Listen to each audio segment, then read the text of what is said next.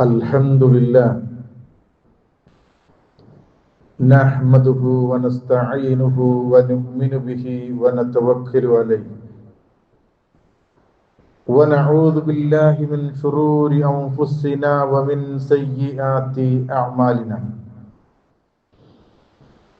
من يهده الله فلا مضل له ومن يضلل فلا هادي له وأشهد أن لا إله إلا الله وحده لا شريك له وأشهد أن محمدا عبده ورسوله أرسله بالهدى ودين الحق ليظهره على الدين كله ولو كره المشركون اللهم صل على محمد وعلى آل محمد كما صليت على إبراهيم وعلى آل إبراهيم إنك حميد مجيد اللهم بارك على محمد وعلى آل محمد كما باركت على إبراهيم وعلى آل إبراهيم إنك حميد مجيد أما بعد فإن خير الحديث كتاب الله وخير الهدي هدي محمد صلى الله عليه وسلم وشر الأمور محدثاتها وكل محدثة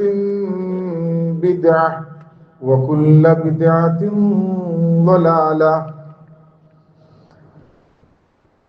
أعوذ بالله من الشيطان الرجيم بسم الله الرحمن الرحيم يا أيها الذين آمنوا اتقوا الله حق تقاته ولا تموتن إلا وأنتم مسلمون يا أيها الذين آمنوا اتقوا الله وقولوا قولا سديدا يصلح لكم أعمالكم ويغفر لكم ذنوبكم ومن يطع الله ورسوله فقد فاز فوزا عظيما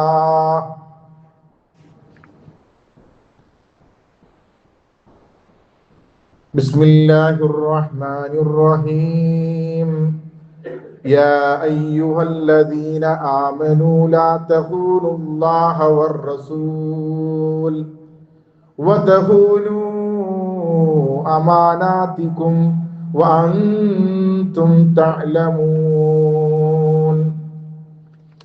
رب اشرح لي صدري ويسر لي أمري واحلل عقدة من لساني يفقهوا قولي.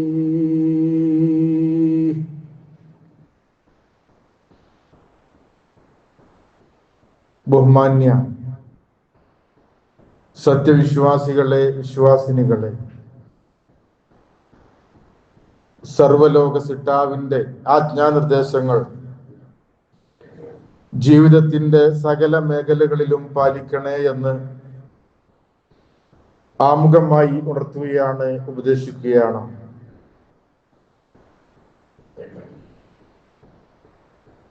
പരിശുദ്ധ ഇസ്ലാം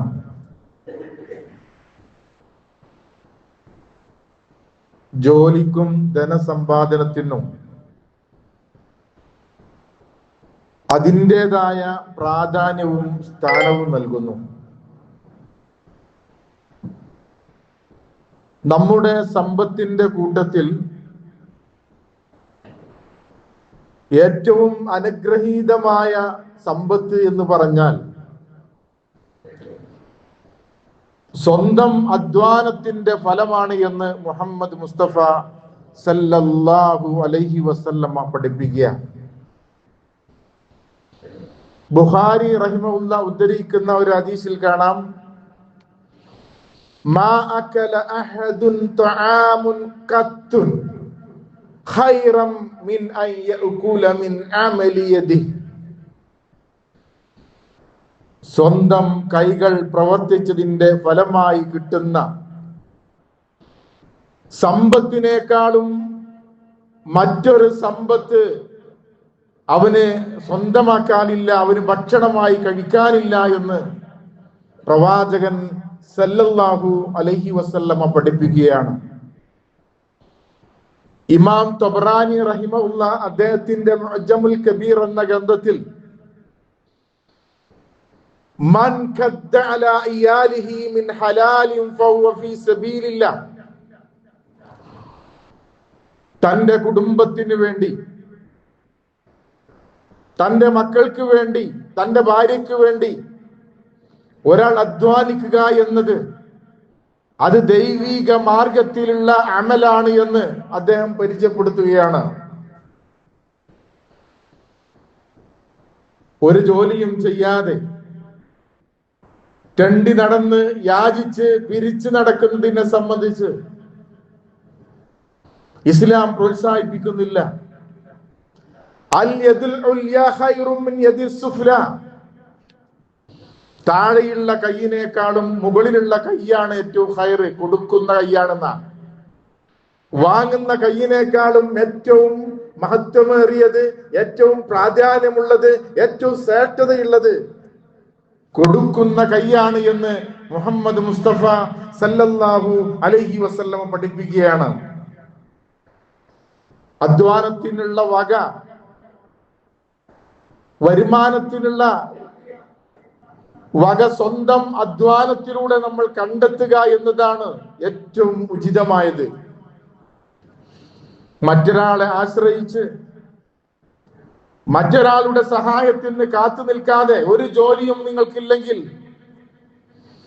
പ്രവാചകൻ സല്ലല്ലാഹു അലൈഹി വസല്ലം പറയുക, ലിഅൻ യഹുദ അഹദുകും ഹബ്ല, ഒരു കയറെടുത്തോളൂ നിങ്ങള്, ഫയഅതി ബിഉസ്മത്തിൽ ഹതബി അലാ ലഹരി, തന്റെ മുതുകിൽ കാട്ടിൽ പോയി ഒരു കെട്ട് വിറക് കൊണ്ടുവരൂ, ഫയബിഅഹ, അത് കൊണ്ടുപോയി വിറ്റുകൊണ്ട്, ഫയകുഫുല്ലാഹു ബിഹാ വജ്ഹഹു ഖൈറുൽ ലഹു മിൻ അൻ യസ്അലൻ നാസ, ജനങ്ങളോട് യാചിക്കുന്നതിനേക്കാളും നിങ്ങൾക്ക് നല്ലത് ഒരു കയറെടുത്ത് കാട്ടിൽ പോയി ഒരു കെട്ട് വിറക് കൊണ്ടുവന്ന് അത് കൊണ്ടുപോയി വിറ്റ് അതുകൊണ്ടുള്ള സമ്പത്ത് കൊണ്ട് ജീവിക്കല. ജനങ്ങളോട് നീ ചോദിച്ചാൽ ചിലപ്പം തന്നിരിക്കാം, ചിലപ്പോൾ തരാതിരിക്കാം. ഇന്ന് പല കാര്യങ്ങളും പറഞ്ഞ് പള്ളികളിലും കവലകളിലും അങ്ങാടികളിലും ഷോപ്പുകളിലും കയറിയിറങ്ങുന്ന പല ആളുകളും അർഹതയുള്ള ആളുകളല്ല. വ്യാജമായിട്ടുള്ള കോപ്പികളും സർട്ടിഫിക്കറ്റുകളും പോസ്റ്ററുകളും ഫ്ലക്സുകളുമായി കയറിയിറങ്ങുമ്പോൾ ആർക്കാണ് അർഹതയുള്ളത് എന്ന് നമുക്കറിയില്ല. നമ്മെ സംബന്ധിച്ചിടത്തോളം നമുക്ക് ചെയ്യാനുള്ളത് എന്താണ്? ചോദിച്ചു വരുന്ന ആളെ മടക്കരുത് എന്നാ. ഒരാളൊരു കുതിരപ്പുറത്ത് വന്നാലും നിങ്ങളോടൊരു വല്ല കാര്യവും അവർ ആവശ്യപ്പെട്ടാൽ നിങ്ങളുടെ അടുക്കലുണ്ടെങ്കിൽ കൊടുക്കണം. അതാണ് ഇസ്ലാമിന്റെ നയം. പക്ഷേ യാചനയെ ഇസ്ലാം പ്രോത്സാഹിപ്പിക്കുന്നില്ല. വീടിന്റെ കാര്യം പറഞ്ഞ്, പെൺകുട്ടികളെ കല്യാണം കഴിക്കുന്ന കാര്യം പറഞ്ഞ്, രോഗത്തിന്റെ കാര്യം പറഞ്ഞ് നാടുകൾ വീടുകൾ കയറിയിറങ്ങുന്ന പല ആളുകളെയും കാണാം. ശരിക്കും എന്താണ് വേണ്ടത്? അയാൾ ഉൾക്കൊള്ളുന്ന മഹലിലെ ആളുകളെല്ലാവരും ഏകോപിച്ചുകൊണ്ട് അർഹതയുള്ളവരാണെങ്കിൽ അതിനൊരു പരിഹാരം നിശ്ചയിക്കുകയാണ് വേണ്ടത്. രണ്ടാനുള്ള സർട്ടിഫിക്കറ്റ്, ഒരു വട്ട സീലും വെച്ചുകൊണ്ട് അവരെ ജനമധ്യത്തിലേക്ക് പറഞ്ഞയക്കുക എന്നത് ഇസ്ലാമിന്റെ നയമല്ല എന്ന് സഹോദരങ്ങളെ നമ്മൾ മനസ്സിലാക്കണം. നമ്മുടെ മഹലില് അങ്ങനെ ഒരാളുണ്ടെങ്കിൽ അവരെ കരകയറ്റാൻ, അവർക്ക് ഭക്ഷണം നൽകാൻ, അവർക്ക് വീടൊരുക്കാൻ, അവർക്ക് ചികിത്സയൊരുക്കാൻ ഈ നാട്ടിലെ മുഴുവൻ ആളുകളും സന്നദ്ധരാവുകയും നമ്മുടെ സക്കാത്ത് സെല്ല് അതിനനുസൃതമായി ഉയരുകയും അതിനനുസൃതമായി പ്രവർത്തിക്കുകയും ചെയ്യേണ്ടതാണ് അതിന്റെ യഥാർത്ഥ നയമെന്ന് സഹോദരങ്ങളെ നമ്മൾ മനസ്സിലാക്കണം. പണം സമ്പാദിക്കാനോ ജോലി ചെയ്യാനോ തൊഴിൽ അന്വേഷിക്കാനോ ഇസ്ലാം എതിരല്ല. വെള്ളിയാഴ്ച ദിവസം ബാങ്കിന്റെ സമയമായാൽ സമയം നഷ്ടപ്പെടുത്താതെ പള്ളിയിലേക്ക് ധൃതിയിൽ വരണമെന്ന് പറഞ്ഞ ഖുർആൻ. ജുമ കഴിഞ്ഞാൽ ദിക്റും ദുആയും തസ്ബീഹും തഹ്ലീലും സുന്നത്തുമായി അവിടെ ഇത്തികാഫ് ഇരിക്കണമെന്നല്ല ഖുർആൻ പറഞ്ഞത്. ഫൈദാ ഖുദിയത്തിസ് സ്വലാത്തു, ജുമ നമസ്കാരം കഴിഞ്ഞാൽ ഫന്തശിറു, നിങ്ങൾ വ്യാപൃതരാകണം, പിരിഞ്ഞു പോകണം. വബ്തഉ മിൻ ഫദ്ലില്ലാ, ഭൂമിയിൽ പടച്ച തമ്പുരാൻ നിങ്ങൾക്ക് കരുതി വെച്ച മഈശത്ത്, നിങ്ങൾക്ക് കരുതി വെച്ച ഉപജീവനം കണ്ടെത്തണം. ആ കൂട്ടത്തിൽ വദ്കുറുല്ലാഹ കസീറ, പടച്ചോനെ ഓർക്കാൻ മറന്നു പോകരുത്. സ്വന്തം കുടുംബത്തിന് വേണ്ടി, സ്വന്തം സാമ്പത്തിക ഭദ്രതയ്ക്ക് വേണ്ടി അധ്വാനിക്കുമ്പോഴും വദ്കുറുല്ലാഹ കസീറൻ, ധാരാളമായി അള്ളാഹുവിനെ ഓർക്കണമെന്നാണ് സൂറത്തുൽ ജുമുഅയിലൂടെ വെള്ളിയാഴ്ച ദിവസത്തിന്റെ മഹത്വം വിളിച്ചോതുന്ന വചനങ്ങളിലൂടെ നമ്മെ പഠിപ്പിക്കുന്നത്. തൊഴിലാളിയും തൊഴിലുടമയുമായുള്ള പരസ്പര സഹകരണത്തിന്റെയും സഹവർത്തിത്വത്തിന്റെയും നിർദ്ദേശങ്ങളാണ് ഇസ്ലാം വിഭാവനം ചെയ്യുന്നത്. എല്ലാവർക്കും സാമ്പത്തികമായിട്ടുള്ള അഭിവൃദ്ധി ഒരേ സ്കെയിലല്ല, ഒരേ നിലയിലല്ല. ഈ സമൂഹത്തിന്റെ നിലനിൽപ്പിന് അനിവാര്യമാണ്. ഖുർആൻ പറഞ്ഞു, സൂറത്തു സുഖ്റുഫിലെ 32-ാമത്തെ ആയത്തിൽ അല്ലാഹു പറഞ്ഞു, നഹ്നു ഖസംനാ ബൈനഹും മഈശതുഹും, നിങ്ങളുടെ മഈശത്തിനെ, നിങ്ങളുടെ ഉപജീവനത്തെ ഞാനാണ് നിങ്ങൾക്ക് ഓഹരി വെച്ചത്. ഓരോരുത്തരും അവർക്ക് എന്തുണ്ടാകണം, എന്ത് വിഭവം ഉണ്ടാകണം, എന്ത് സാമ്പത്തിക ഭദ്രത ഉണ്ടാകണമെന്ന് ഞാൻ ഓഹരി വെച്ചതാണ്, ഞാൻ വിഭജിച്ചതാണ്. ഫിൽ ഹയാത്തി ദുനിയ, ഈ ദുനിയാവില് പടച്ചോന് നമുക്ക് എന്ത് കിട്ടണമെന്ന് അല്ലാഹു തീരുമാനിച്ചു വെച്ചത് അതേ നമുക്ക് കിട്ടുള്ളൂ. വറഫഇനാ ബഅദഹും ഫൗക ബഅദിൻ ദറജാത്ത്, നിങ്ങളുടെ കൂട്ടത്തിൽപ്പെട്ട ചില ആളുകളെ മറ്റു ചില ആളുകളെക്കാളും സാമ്പത്തികമായി ഉയർത്തിയിട്ടുണ്ട്. അല്ലാഹു പറയാ, എന്തിനാണത്? ലിയത്തഹിദ ബഅദഹും ബഅദൻ സൈരിയൻ, പരസ്പരം സഹായികളും ആശ്രയമായി മാറണം. അങ്ങോട്ടും ഇങ്ങോട്ടും ഓഹരി വെക്കണം, ഷെയർ ചെയ്യണം, പങ്കു ചെയ്യണം, സഹായിക്കണം. അതിനാണ് മഈശത്ത് പല നിലയില് പല രീതിയില് അള്ളാഹു നിങ്ങൾക്ക് നൽകിയത്. വറഹ്മത്തു റബ്ബിക ഖൈറു മിമ്മാ യജ്മഊൻ, നിങ്ങൾ സ്വന്തമാക്കുന്നതിൽ ഏറ്റവും മഹനീയമായത് അള്ളാന്റെ റഹ്മത്താണ്. അള്ളാന്റെ റഹ്മത്താണ്. ഖൈറു മിമ്മാ യജ്മഊൻ, ഈ ദുനിയാവിൽ നിങ്ങൾ എത്ര അധ്വാനിച്ചാലും എത്ര ശേഖരിച്ചാലും നിങ്ങൾക്ക് സ്വന്തമാക്കാൻ കഴിയുന്നതിൽ ഏറ്റവും ശ്രേഷ്ഠമായത് അള്ളാന്റെ റഹ്മത്ത് കിട്ടുക എന്നുള്ളതാ, അള്ളാന്റെ ബർക്കത്ത് കിട്ടുക എന്നുള്ളതാ. സമ്പത്ത് ഉണ്ടായി എന്നതുകൊണ്ട് അള്ളാന്റെ റഹ്മത്ത് കിട്ടിയെന്ന് വരില്ല, അള്ളാന്റെ ബർക്കത്ത് കിട്ടിയെന്ന് വരില്ല.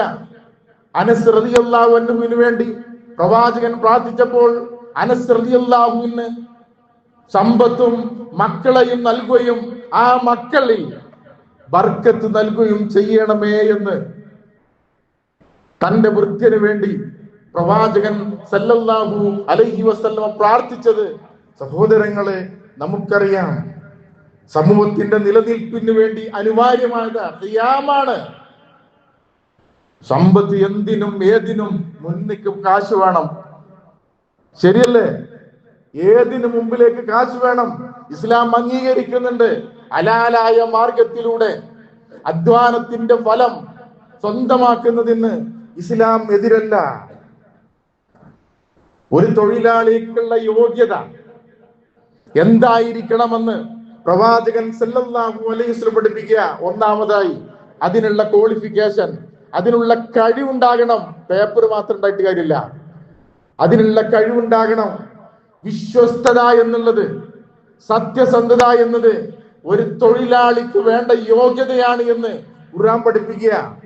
ശുഹൈബ് നബി അലൈഹി സ്വലാത്തു വസ്സലാം മൂസാ നബി അലൈഹി സ്വലാത്തു വസ്സലാമയെ തന്റെ വീട്ടിലെ ഭൃത്യനായി സേവകനായി ആടുകളെ മേക്കാൻ ഏൽപ്പിക്കുമ്പോൾ അദ്ദേഹം പറഞ്ഞൊരു വാചകമുണ്ട്, ഇന്ന ഖൈറ മൻ ഇസ്തഅജർത അൽ ഖവിയുൽ അമീൻ. ഒരു പണിക്ക് നമ്മൾ ആളെ ഏൽപ്പിക്കേണ്ടത് ഒന്നതിന് കഴിവ് വേണം. ആരെങ്കിലും പിടിച്ച് നമ്മൾ ഏൽപ്പിക്കാൻ പാടില്ല. അതിന് ശക്തവാനാകണം. അത് ചെയ്യാനുള്ള ശാരീരികമായ കഴിവ് വേണം, പ്രായോഗികമായിട്ടുള്ള കഴിവ് വേണം. രണ്ടാമതായി ഖുർആൻ പറഞ്ഞു, അമീനാകണം, വിശ്വസ്തനാകണം. തന്റെ തൊഴിലാളിയെ ഏൽപ്പിച്ചുകൊണ്ട് കടയുടെ ഉടമ എങ്ങോട്ടെങ്കിലും പോകുമ്പോൾ കൃത്രിമം കാണിച്ചുകൊണ്ട് പണം സ്വന്തമാക്കുന്ന രീതിയിലുള്ള ഒരാളെ തൊഴിലാളിയായി പണിക്കാരനായി നിശ്ചയിക്കാൻ പറ്റില്ല എന്ന് വിശുദ്ധ ഖുർആൻ പഠിപ്പിക്കുക. അതുപോലെ തന്നെ തൊഴിൽ നിർത്തുന്ന ആളുകൾ മനസ്സിലാക്കേണ്ടത്, ചെയ്യുന്ന ജോലിക്ക് മാന്യമായ വേതനം നൽകണം. അധികമായി ജോലി എടുക്കുന്നുണ്ടെങ്കിൽ അധികമായി കൂലി നൽകണം. ചെയ്യാൻ കഴിയാത്ത പ്രയാസമുള്ള ഒരു പണിയുണ്ടെങ്കിൽ, ഒരു ജോലി ഉണ്ടെങ്കിൽ അതിന് സപ്പോർട്ടായി കൂടെ നിൽക്കണം. ഇതാണ് ഇസ്ലാമിന്റെ നയം. ഇസ്ലാം പറയാത്ത കാര്യങ്ങളില്ല. വിയർപ്പ് വറ്റുന്നതിന് മുമ്പേ അവന്റെ കൂലി നൽകണമെന്ന് പഠിപ്പിച്ച ഒരു ദർശനമുണ്ടെങ്കിൽ സഹോദരങ്ങളെ, അത് ഇസ്ലാമാണ് എന്ന് ഈ വേള നമ്മൾ മനസ്സിലാക്കണം. ഒരാളോടും അവനവന് ചെയ്യാൻ കഴിയാത്തത് അല്ല പറഞ്ഞിട്ടില്ല. പിന്നല്ലേ തൊഴിലാളിയോട് പറയാൻ, ലാ യുകല്ലിഫുല്ലാഹു നഫ്സൻ ഇല്ലാ വുസ്അഹ. നിങ്ങൾക്ക് ചെയ്യാൻ കഴിയാത്തത് പടച്ചോന് നിങ്ങളോട് കൽപ്പിച്ചിട്ടില്ല എന്ന് ഖുർആൻ പറയുക. നാളെ പരലോകത്ത് 3 വിഭാഗം ആളുകൾക്കെതിരെ ഞാൻ അള്ളാന്റെ കോർട്ടിൽ വാദിക്കുന്ന, മഹ്ശറയിൽ 3 വിഭാഗം ആളുകൾക്ക് വേണ്ടി ഞാൻ അള്ളാന്റെ കോടതിയിൽ വാദിക്കും. അവർക്കെതിരെ ഞാൻ തർക്കിക്കും. അള്ളാന്റെ റസൂല് പറയാം, വറജുലുൻ ഇസ്തഅജറ അജീറൻ ഫസ്തൗഫാ മിൻഹു വലൻ യുഅതീഹി അജ്റു. ഒരു തൊഴിലാളിനെ പണിക്ക് വിളിച്ചു, ഫസ്തൗഫാ മിൻഹു, പരമാവധി അയാളെ കൊണ്ട് ചെയ്യിപ്പിക്കാൻ കഴിയുന്നത് മുഴുവൻ ചെയ്തു, എല്ലാ പണിപ്പിച്ചു. പക്ഷേ വലം യുഅതീഹി അജ്റഹു, അവന് അർഹതയുള്ള ജോലി നൽകിയില്ല, കൂലി നൽകിയില്ല, വേതനം നൽകിയില്ല, ബോണസ് നൽകിയില്ല, ശമ്പളം നൽകിയില്ല, ആനുകൂല്യം നൽകിയില്ല. ഞാൻ അവനെതിരായിരിക്കുന്ന.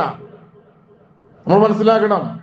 3 മാസം കഴിയട്ടെ, 6 മാസം കഴിയട്ടെ, 1 കൊല്ലം കഴിയട്ടെ, എഗ്രിമെന്റ് വിസയുടെ കാലം കഴിയട്ടെ, ഇങ്ങനെ പല ഓപ്ഷനും പറഞ്ഞ് ചെയ്യുന്ന ജോലിക്ക്, പ്രത്യേകിച്ചും പ്രവാസ ലോകത്ത് പണിയെടുക്കുന്ന പല ആളുകളും ഒരിടം വരെ പണയം വെച്ചുകൊണ്ട് ജോലിക്ക് ചെല്ലുമ്പോൾ 500ഉം 600ഉം ദിർഹമും മാത്രമുള്ള ജോലിയിൽ 2 കൊല്ലം എങ്ങോട്ടും തിരിയാൻ കഴിയാതെ കഫീലിന്റെ നിർദ്ദേശത്തിനനുസരിച്ച് പണിയെടുത്ത പല ആളുകളും നമ്മുടെ കൂട്ടത്തിൽ ഉണ്ടായേക്കാം.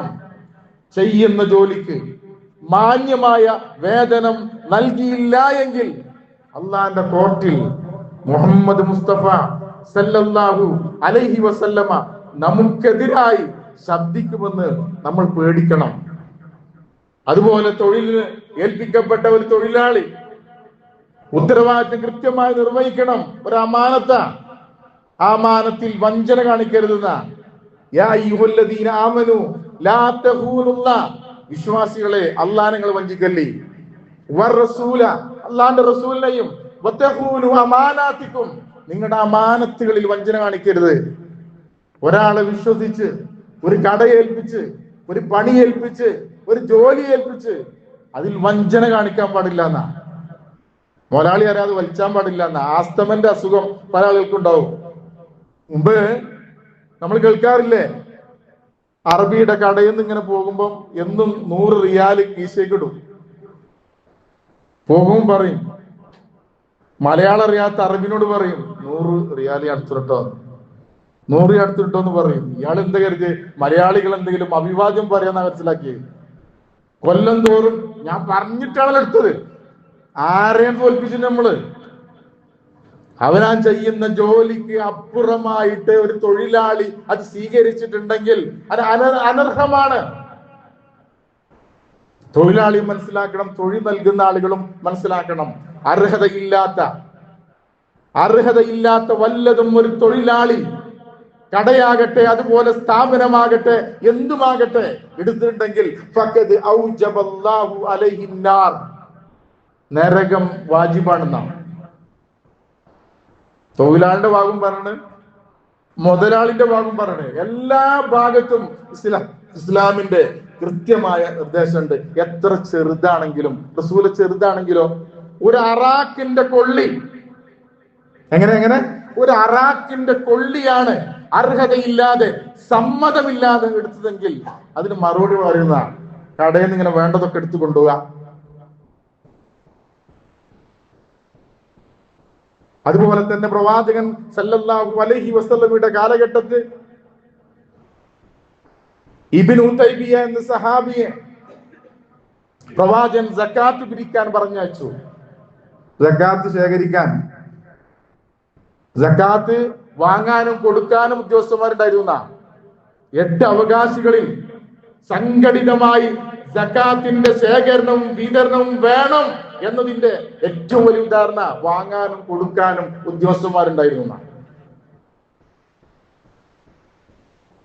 പ്രവാചകൻ മദീനയിലുള്ള സക്കാത്ത് ശേഖരിക്കാൻ വേണ്ടി ഇബ്നു തൈമിയ്യ റളിയല്ലാഹു അൻഹു ഏൽപ്പിച്ചപ്പോൾ അദ്ദേഹം കൊടുത്തപ്പോ 2 ഊരി. അദ്ദേഹം കുറച്ചിങ്ങനെ എടുത്തുവെച്ച് കുറച്ച് അങ്ങോട്ട് എടുത്തുവെച്ചു. എന്നിട്ട് പറഞ്ഞു, ആദാ ലക്ക വഹാദാ ലി, ഇത് എന്റേതാണ്, അത് നിങ്ങൾക്കുള്ളതാണ്. സക്കാത്ത് ശേഖരിക്കാൻ പോയപ്പോഴും പല ആളുകളും അദ്ദേഹത്തിന് ഹദിയ കൊടുത്തിട്ടുണ്ട്, ഗിഫ്റ്റ് കൊടുത്തിട്ടുണ്ട്. പ്രവാചകൻ പറഞ്ഞു, ഇത് ശരിയല്ല, നിന്നെ ഒരു ഉത്തരവാദിത്വം ഏൽപ്പിച്ച് നീ സക്കാത്ത് കളക്ട് ചെയ്തിട്ടുള്ളതാണ് നിനക്ക് ഹദിയ കിട്ടിയത്. ഇന്ന് വീട്ടിലെത്തുകയാണെങ്കിൽ ഈ ഹദിയ കിട്ടിയോ? സെയിൽസ്മാന് അനർഹമായിട്ടുള്ള കമ്മീഷൻ മുതലാളി അറിയാതെ സ്വീകരിക്കുന്നുണ്ടെങ്കിൽ ഇതിലെല്ലാം കൂടെ മുതലാളി അറിഞ്ഞുകൊണ്ടാണ് ചെയ്യണമെങ്കിൽ ഓക്കെ. ചില പ്രൊഡക്റ്റുകൾ നിങ്ങൾ അതിനെ മാർക്കറ്റ് ചെയ്യാൻ പ്രത്യേകമായിട്ടുള്ള കമ്മീഷനുകൾ കമ്പനികൾ ഓഫർ ചെയ്ത് നമ്മൾ എന്ത് പറഞ്ഞാലും അതിനോട് വീണ് പോകും. നമ്മൾ കരുതല്ലോ വാങ്ങുക, നമ്മൾ ആ വർത്താനത്തിൽ നമ്മളോട് വീണ് പോകും. അപ്പൊ അവർക്ക് അതിൻ്റെതായ കമ്മീഷൻ ഉണ്ട്. ഇത് അറിഞ്ഞുകൊണ്ടല്ലെങ്കിൽ അർഹതയില്ലാത്തതാണെന്ന് സഹോദരങ്ങളെ നമ്മൾ തിരിച്ചറിയാൻ, അതെന്താണ്? കൈക്കൂലിയാണ്. അത് കൈക്കൂലിയാണ്. ഏത് ജോലിയാണെങ്കിലും ഉത്തരവാദിത്തത്തോട് ചെയ്യണം. അത് തൊഴിലാളിയാണെങ്കിലും അധ്യാപകരാണെങ്കിലും ഡോക്ടറാണെങ്കിലും എഞ്ചിനീയർ ആണെങ്കിലും കർഷകനാണെങ്കിൽ പോലും ആ ജോലിക്ക് അതിൻ്റെതായ മാന്യത ഉണ്ട്. ഏത് ജോലിയായാലും ജോലിയുടെ പേരിൽ ജാതിയും മതവും വിവേചനവും കാണിക്കുക. ഒരു അധ്യാപകന് തന്റെ മുമ്പിലേക്ക് വരുന്ന മുഴുവൻ കുട്ടികളെയും ഒരേ രൂപത്തിൽ കാണാനുള്ള ഒരു മാനസികത ഉണ്ടാണോ? ശിരോവസ്ത്രത്തിന്റെ പേരിൽ, ഹിജാബിന്റെ പേരിൽ ചർച്ചകൾ നടന്നുകൊണ്ടിരിക്കുക. അതല്ല രസം. ഹിജാബിട്ട പ്രിൻസിപ്പളാ പറഞ്ഞത് തന്റെ ക്ലാസ്സിലേക്ക് വരുന്ന കുട്ടികൾ ഹിജാബ് ഇടാൻ പാടില്ല.